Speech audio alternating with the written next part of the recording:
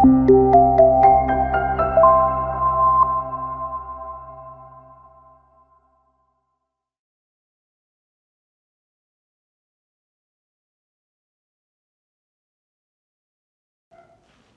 selamat datang di MOOC Diplomasi. Dalam kursus singkat ini, kita akan membahas dasar-dasar diplomasi, mulai dari definisi, sejarah, aktor, hingga isu-isu kontemporer seperti diplomasi lingkungan dan digital. Yang pertama kita bahas adalah, apa itu diplomasi? Diplomasi adalah komunikasi antar aktor internasional untuk mempengaruhi keputusan dan menjaga hubungan tanpa menggunakan kekerasan. Diplomasi menjadi instrumen utama dalam politik luar negeri. Lalu, kita akan membahas mengapa harus mempelajari diplomasi. Situasi domestik kita terhubung erat dengan dinamika global, dari krisis Timur Tengah hingga perubahan iklim. Diplomasi membantu menjembatani kepentingan lintas batas ini. Kemudian, agar lebih memahami ini, kita perlu mempelajari sejarah diplomasi. Dari diplomasi kuno hingga modern, prosedur representasi, metode komunikasi, dan manajemen konflik terus berevolusi. Kini diplomasi melibatkan banyak aktor, tidak hanya negara. Hal ini akan kita bahas dalam Track 1, Track 2, dan Multi-Track Diplomasi.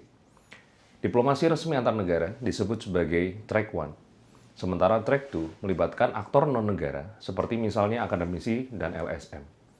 Multi-Track Diplomasi menggabungkan keduanya menjadi jaringan diplomasi yang kompleks. Namun, diplomasi ini juga dipengaruhi banyak faktor. Salah satunya, institusi diplomasi dan organisasi internasional. PBB, ASEAN, Uni Eropa, hingga WTO memainkan peran kunci dalam diplomasi.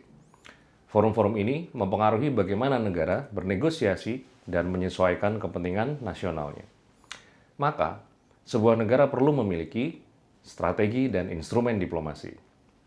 Negara menggunakan hard power, seperti militer dan ekonomi, soft power, budaya dan ide, atau smart power, yaitu menggabungkan antara hard power dan soft power. Contohnya, perubahan postur pertahanan Amerika Serikat dari defensif ke ofensif. Lalu dalam kondisi misalnya perang atau konflik, bagaimana diplomasi bekerja?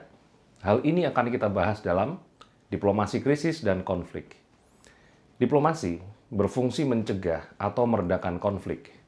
Contoh, peran Norwegia sebagai mediator dalam konflik Israel-Palestina. Namun apakah diplomasi hanya soal perang dan konflik? Tentu tidak. Ada pula diplomasi ekonomi dan energi. Diplomasi mempengaruhi perdagangan, akses energi, dan investasi. Rusia misalnya, menggunakan energi sebagai instrumen diplomasi terhadap Eropa.